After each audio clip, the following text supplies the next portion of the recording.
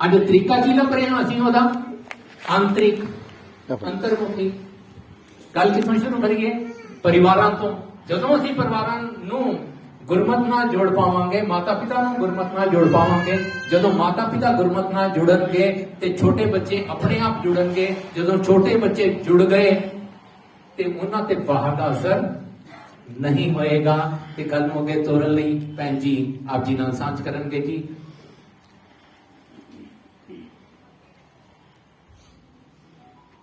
ਵਾਹਿਗੁਰੂ ਜੀ ਕਾ ਖਾਲਸਾ, ਵਾਹਿਗੁਰੂ ਜੀ ਕੀ ਫਤਿਹ। ਕਾਫੀ ਹੱਦ ਤੱਕ ਆਪਾਂ ਬਹੁਤ ਸਿੰਪਲੀ ਗੱਲ ਕਰ ਰਹੇ ਹਾਂ। ਜਦੋਂ ਪਰਿਵਾਰ ਦੀ ਘਾਟ ਦੀ ਗੱਲ ਹੋ ਰਹੀ ਹੈ, ਮਾਤਾ ਪਿਤਾ ਦੀ ਜ਼ਿੰਮੇਵਾਰੀ ਦੀ ਗੱਲ ਹੋ ਰਹੀ ਹੈ, ਤੇ ਆਪਾਂ ਇਹ ਸਮਝ ਪਾਏ ਹਾਂ ਕਿ ਗੁਰਸਿੱਖੀ ਜੀਵਨ ਦੀ ਅਸਲੀ ਵਰਕਸ਼ਾਪ ਜਿਹੜਾ ਸਾਡਾ ਘਰ ਹੈ। ਤੇ ਜਦੋਂ ਸਾਡਾ ਜੀਵਨ ਗੁਰਸਿੱਖ ਵਾਲਾ ਹੈ, ਨਿਤਨੇਮੀ ਹਾਂ, ਅਸੀਂ ਡਿਸਿਪਲਿਨ ਵਿੱਚ ਹਾਂ ਤੇ ਪ੍ਰੇਮ ਵਿੱਚ ਹਾਂ, ਹੈ ਨਾ। ਮੈਨੂੰ ਯਾਦ ਆਉਂਦਾ ਹੈ ਗੁਰਬੀਰ ਜੀ ਆਪਣੀ ਛੋਟੀ ਪੋਤੀ ਦਾ ਇਹ ਗੱਲ ਕਰਦੇ ਹੁੰਦੇ ਸੀ ਤੇ ਕਹਿੰਦੇ ਹੁੰਦੇ ਸੀ, ਗੁੱਸਾ ਨਹੀਂ ਸਿਫਤ ਜੀ, ਗੁੱਸਾ ਨਹੀਂ। ਸਭ ਤੋਂ ਪਹਿਲਾਂ ਸਾਨੂੰ ਵੀ ਆਪਣੇ ਅੰਦਰ ਇਹ ਹੈ ਤਲਖੀ, ਤੈਸ਼, ਕ੍ਰੋਧ, ਚੰਡਾਲ ਨੂੰ ਕੱਢ ਕੇ ਬਾਹਰ ਸੁੱਟਣਾ ਪਏਗਾ, ਕਿਉਂਕਿ 24 ਘੰਟੇ ਦੀ ਐਕਸਰਸਾਈਜ਼ ਹੈ। ਇਹ ਗੱਲ ਨਹੀਂ ਹੈ, ਇਹ ਪ੍ਰੈਕਟੀਕਲ ਹੈ। ਤੇ ਜਦੋਂ ਪ੍ਰੈਕਟੀਕਲ ਹੈ ਤੇ ਬੜਾ ਸਿੰਪਲ ਹੈ। ਸਵੇਰੇ ਅਸੀਂ ਨਿਤਨੇਮ ਆਪਣਾ ਕਰਦੇ ਹਾਂ, ਅਸੀਂ ਤੁਰਦੇ ਹਾਂ। ਅੱਜ ਕੱਲ੍ਹ ਗੁਰੂ ਦੀ ਬਖਸ਼ਿਸ਼ ਹੈਗੀ ਹੈ ਕਿ ਸਾਡੇ ਕੋਲੇ ਕਿ ਦਰਬਾਰ ਸਾਹਿਬ ਦਾ ਕੀਰਤਨ ਸਭ ਦੇ ਘਰਾਂ 'ਚ ਲੱਗਾ ਹੁੰਦਾ। ਸਾਨੂੰ ਇੱਕ ਮੌਕਾ ਮਿਲਦਾ ਹੈ ਕਿ ਅਸੀਂ ਬ੍ਰੇਕਫਾਸਟ ਕਰਦੇ, ਤੁਰਦੇ ਫੁਰਦੇ ਤਿਆਰ ਹੁੰਦੇ ਹਾਂ। ਅਸੀਂ ਕੇਵਲ ਤੇ ਕੇਵਲ ਗੁਰੂ ਦੀ ਬਾਣੀ ਨਾਲ ਜੁੜ ਸਕਦੇ ਹਾਂ। ਤੇ ਜੇ ਬੱਚਿਆਂ ਨੂੰ ਬਾਰ ਉਮਰੇ ਅਸੀਂ ਵਾਹ ਵਾਹ ਨਾਲ ਜੋੜ ਸਕੀਏ, ਵਾਹਿਗੁਰੂ ਵਾਹਿਗੁਰੂ ਸਿਮਰਨ ਨਾਲ ਜੋੜ ਸਕੀਏ। ਮੈਨੂੰ ਯਾਦ ਹੈ ਕਿ ਜਦੋਂ ਅਸੀਂ ਸਾਡੇ ਬੱਚੇ ਛੋਟੇ ਛੋਟੇ ਹੁੰਦੇ ਸੀ ਤੇ ਅਸੀਂ ਨਾ ਮੋਨੀਟਰ ਲੈ ਲਏ ਹੋਏ ਸੀ।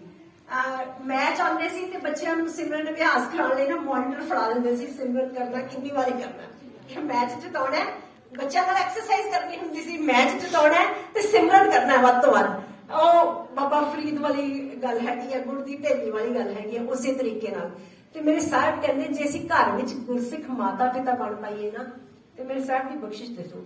ਸਾਹਿਬ ਕੀ ਕਹਿੰਦੇ, ਜਨ ਨਾਨਕ ਧੂੜ ਮੰਗੇ ਤਿਸ ਗੁਰਸਿੱਖ ਕੀ ਜੋ ਆਪ ਜਪੈ ਅਗਰ ਨਾਮ ਜਪੈ। ਸ਼ਾਮ ਵੇਲੇ ਅਸੀਂ ਇਕੱਠੇ ਬਹਿ ਜਾਈਏ। ਕਹਿੰਦੇ family that praise together stage together. ਪਰਿਵਾਰ ਦੀ ਸੰਸਥਾ ਸੰਸਾਰ ਵਿੱਚ ਸਭ ਤੋਂ ਵੱਡੇ ਖਤਰੇ 'ਚ ਹੈ ਤੇ ਇਸ ਖਤਰੇ ਤੋਂ ਬਚਣ ਦਾ ਇੱਕੋ ਇੱਕ ਤਰੀਕਾ ਹੈ ਕਿ ਰਾਤ ਦਾ ਡਿਨਰ ਸਾਡਾ ਸਾਂਝਾ ਹੋਵੇ।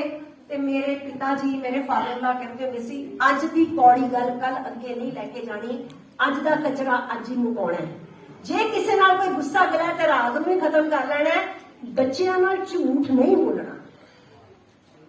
ਬੱਚੇ ਸਾਡੇ ਤੋਂ ਵੱਧ ਜਾਣਦੇ ਨੇ। ਟੂਡੇ ਦਾ child is father of man. ਅਸੀਂ ਆਪਣੀ ਵਿਦਵਤਾ, ਆਪਣਾ ਵਡੱਪਨ ਕਈ ਵਾਰੀ ਸੰਸਾਰ 'ਚ ਨਹੀਂ ਝਾੜ ਸਕਦੇ ਤੇ ਬੱਚਿਆਂ ਦੇ ਝਾੜਨ ਦੀ ਕੋਸ਼ਿਸ਼ ਕਰਦੇ ਹਾਂ। ਹੁੰਦਾ ਕੀ ਹੈ, ਸਾਡੇ ਆਪਣੇ ਬੱਚੇ ਰਿਵਰਸ ਤੁਰ ਪੈਂਦੇ ਨੇ।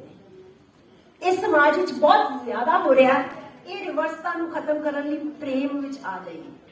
ਕੇਵਲ ਤੇ ਕੇਵਲ ਪ੍ਰੇਮ ਦੀ ਜੁਗਤ ਹੈਗੀ ਹੈ। ਤੇ ਮੇਰੇ ਸਾਹਿਬ ਕਹਿੰਦੇ ਆ ਕਿ ਜਦੋਂ ਤੁਸੀਂ ਹੁਕਮੀ ਬੰਦੇ ਹੋਗੇ, ਆਪਾਂ ਗੱਲ ਸ਼ੁਰੂ ਕੀਤੀ ਸੀ ਕਿ ਸਚਿਆਰਾ ਹੋਈਏ ਕਿ ਕੂੜੇ ਟੁੱਟੇ ਪਾਲ, ਤੇ ਗੱਲ ਇੱਥੇ ਹੀ ਮੁੱਕਦੀ ਹੈ। ਹੁਕਮ ਰਜ਼ਾਈ ਚੱਲਣਾ ਨਾਨਕ ਲਿਖਿਆ ਨਾਲ, ਤੇ ਕੀ ਹੈ ਹੁਕਮ? ਇੱਕੋ ਨਾਮ ਹੁਕਮ ਹੈ। ਮੈਂ ਤੋਂ ਤੂੰ ਦਾ ਸਫ਼ਰ ਹੈ। ਤੇ ਕਰਨਾ ਕੀ ਹੈ? ਅੱਜ ਜਿੰਨੀਆਂ ਬਿਮਾਰੀਆਂ ਅੱਜ ਸੰਸਾਰ ਵਿੱਚ ਜਿੰਨਾ ਸੰਤਾਪ, ਉਹਦਾ ਕੀ ਕਾਰਨ ਹੈ? ਮਿਲਾਵਟ। ਅਸੀਂ ਕਹਿੰਦੇ ਨਾ ਅਡਲਟਰੇਸ਼ਨ। ਤੇ ਸਾਨੂੰ ਆਪਣੇ ਵਿੱਚੋਂ ਹਉਮੈ ਵਾਲੀ ਮਿਲਾਵਟ ਬਾਹਰ ਕੱਢਣ ਦੀ ਲੋੜ ਹੈ। ਕੇਵਲ ਤੇ ਕੇਵਲ ਜਦੋਂ ਮੈਂ ਕੱਢ ਦਿੱਤੀ, ਸਭ ਕੁਝ ਬਹੁਤ ਵਧੀਆ ਹੋਏਗਾ। ਸਭ ਕੁਝ ਬਹੁਤ ਵਧੀਆ ਹੋਏਗਾ।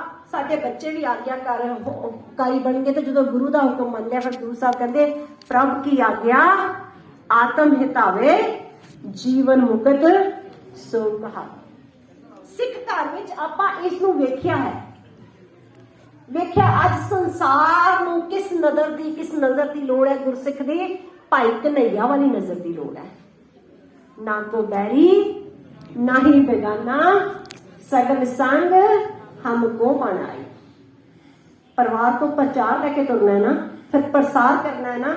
ਤੇ ਫਿਰ ਪਰਿਵਾਰ ਵਿੱਚ ਇੱਕ ਜੋਤ ਬਣਨ ਤੋਂ ਬਾਅਦ ਸਭ ਮੈਂ ਜੋਤ, ਜੋਤ ਹੈ ਸੋਏ ਤਿਸ ਦੇ ਚਾਨਣ, ਸਭ ਮੈਂ ਚਾਨਣ ਹੋਏ।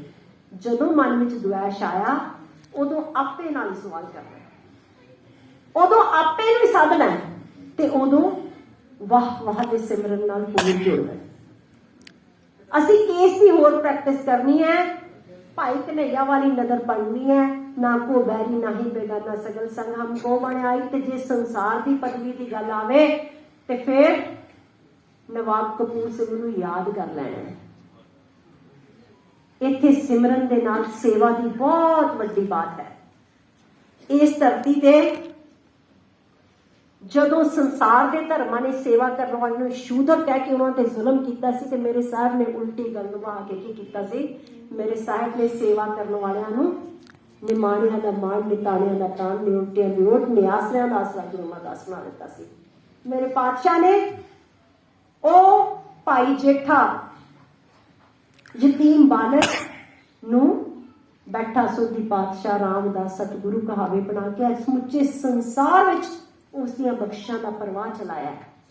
ਯਾਦ ਰੱਖੀਏ, ਸੇਵਾ ਦੀ ਏਡੀ ਵੱਡੀ ਵਧਾਈ ਕਿ ਮੇਰੇ ਸਾਹਿਬ ਤਖਤ ਤੇ ਬਿਠਾ ਦਿੰਦੇ ਨੇ, ਤੇ ਇਹ ਤਖਤ ਤੇ ਬਿਠਾਉਣ ਲਈ ਸਾਹਿਬਾਂ ਨੇ ਕੇਵਲ ਤੇ ਕੇਵਲ ਯਤੀਮ ਬਾਲਕ ਨੂੰ ਗੁਰੂ ਨਹੀਂ ਥਾਪਿਆ। ਮੇਰੇ ਸਾਹਿਬਾਂ ਨੇ ਤਾਂ 22 ਮੰਜੀਆਂ 52 ਪੀੜੇ ਉਸੇ ਵੇਲੇ ਸਥਾਪਿਤ ਕਰਕੇ ਕੱਲੇ ਕੱਲੇ ਗੁਰਸਿੱਖ ਨੂੰ ਇਹ ਬਖਸ਼ਿਸ਼ ਦੇ ਦਿੱਤੀ ਸੀ। ਇਹ ਅੱਜ ਜੀਵਨ ਵਿੱਚ ਹੰਡਾਉਣੀ ਅਸੀਂ ਆਪ ਹੈ।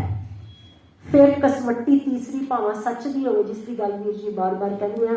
ਫਿਰ ਭਾਈ ਤਾਰੂ ਸਿੰਘ ਤੋਂ ਸੋਹਣੀ ਮਿਸਾਲ ਕਿਹੜੀ ਹੈ?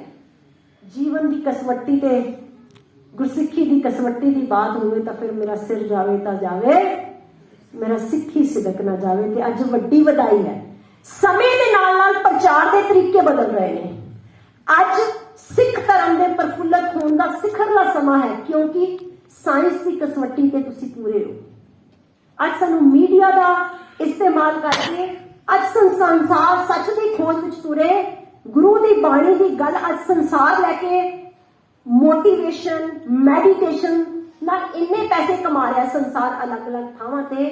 ਅੱਜ ਜੇ ਅਸੀਂ ਆਪਣੇ ਉਸ ਗੁਰੂ ਦੀ ਬਾਣੀ ਨਾਲ ਸਾਂਝ ਪਾ ਕੇ ਗੁਰ ਇਤਿਹਾਸ ਦੀਆਂ ਮਿਸਾਲਾਂ ਨੂੰ ਲੈ ਕੇ ਕਰਾਂਗੇ ਤੇ ਸਮੁੱਚਾ